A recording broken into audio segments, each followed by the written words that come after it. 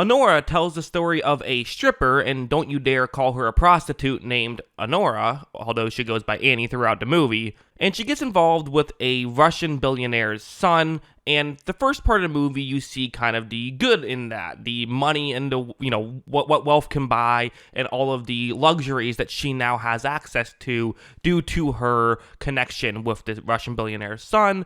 And then things start to take a turn as the movie continues going, and that is the film that we watch. This is a film directed by Shawn Baker, who I'm personally a big fan of. Shawn Baker is someone who, started his career making a lot of these real small, low-budget, but very interesting movies. One I recently watched for the first time, Takeout, was one that I thought was very fascinating. It tells kind of the story of a man who works in the takeout business and is an illegal immigrant. And I think one of the selling points in a lot of Shawn Baker's things is the hyper-realism that goes on throughout these movies. It never feels like you're watching a movie. It often feels like you're just seeing something out of real life. And many of the characters that you see in these movies feel like just people not people you've seen in a movie before, but just someone like, oh yeah, I was at a bar and I saw a guy who was that guy before, right?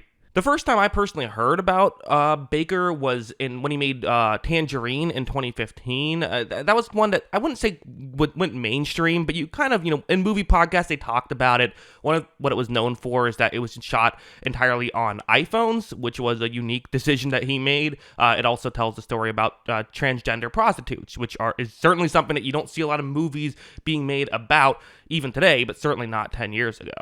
The Florida Project is probably Baker's biggest movie before Anora, as this is one that, if you look on Letterboxd, has the highest rating out of all the movies before Anora, and is still the most rated movie out of any of his films so far. A movie I really enjoy. I live in Orlando. I've been to the Twisty Treat that is shown in that movie, so, and I think it's a really good movie as well. And personally, my favorite Shawn Baker film was Red Rocket, the one he made previously before Anora. I think it's brilliant, and while it follows a very unlikable character, and that certainly is going to turn some people off, it's one of my favorite movies that's come out in recent history. So when I found out that he's making a film called Anora, and it wins the Palme d'Or, which is the grand prize for the Cannes Film Festival, I couldn't be more excited, really.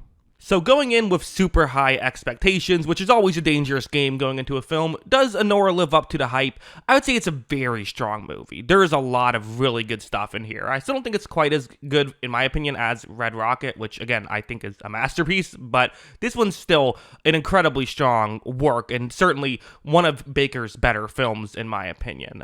There is, again, the hyper-realism, the talking over each other, dialogue, kind of rhythm that he creates with his films very much is in this as well, and I found it fascinating how this is a different story than what we're used to seeing with Baker, right? We're used to seeing Baker's kind of hyper-realism when it comes to poverty and surrounding poverty. This wasn't really that. I mean, there was some of that for sure, but there also was a lot of the opposite, a lot of extravagant, luxurious lifestyles, and kind of filming that in a similar way, I just found to be very, very fascinating.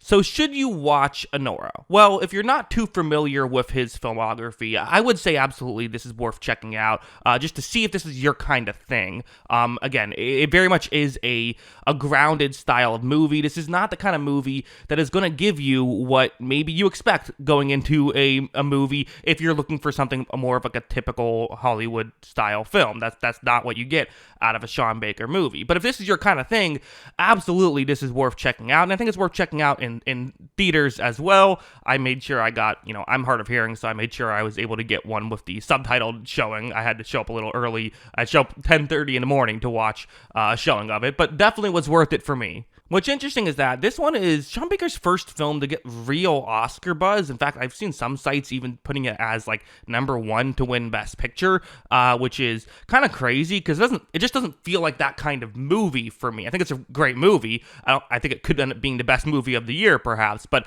I don't think it's necessarily usually put It's usually the Oscars don't go for something like this, but I would not be mad if they did. I do think this is going to get a lot of nominations, and one of the things I've heard people bring up that I kind of agree with is that Mikey Madison could end up winning the Oscar for Best Female Actor, which I could certainly see. She was absolutely fantastic.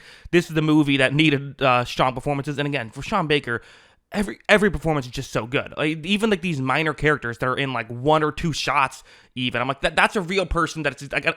I'm convinced like that's not even an actor. That's just they filmed them and they had no realization, no idea that was even happening. Right? It's just so much. It just all feels so realistic. The fascinating thing about Anora is that, so this goes to dark places. This does. This is not a light watch by any stretch of the imagination, but at the same time, it kind of is, because despite a lot of these dark places, it's usually told through humor throughout. Even when awful things are happening to Anora or around Anora, it's usually told in a very comedic way, and I think it's a really funny movie. In fact, this might be Baker's funniest movie, I have to say. It is at times hilarious. And I think that it's kind of interesting because there is a juxtaposition later on in the movie, which I won't spoil, but when they play something completely straight without any humor, and it kind of lets you revel in the whole, a travesty of what just happened, really. I do have some critiques of this movie. It is not a perfect film, in my opinion. I think that some of the issues is there was a couple like character decisions and character motivations I didn't fully get behind, and to be honest, I just kind of wanted more from the character of Anora. Like I kind of got her. I just felt like she was maybe a touch one note. I understood what she was doing, but I think I would have loved to see more of who she is at the beginning part of the film. And honestly, you see how extravagant the lifestyle is with her and her, new boyfriend. But I think I would have maybe liked it a little bit more had we seen maybe some struggles she has, some day-to-day struggles she has early on. Like, we get that she's a stripper, and we can see that she doesn't live in a great apartment. She lives right next to a train that's constantly going by, so that doesn't seem like somewhere I'd want to live, personally. But that's kind of really all we got. I would have loved to see more of in the setup phase. I think some of those moments later on could have hit harder had we gotten some of that. I also did feel like some of this went on a touch too long, especially the second act. There's a turn. There's a specific turn when it goes from being this fun, bubbly thing, and then it turns to being a lot more serious, although still is funny. And I think that section wasn't quite as strong for me as the beginning section of the film. There was still some great stuff in there, but I think they could have maybe shortened down some of the sequences. I think I would have enjoyed them better. Again, not saying it was wrong, just saying that's how I could have enjoyed it more. But yeah, as a whole, Anora, very strong film. I was going to get into spoilers. I don't think I really have to. I think, there's maybe a thing or two I could say. I think we're good. I think I'll just give my rating and head out here.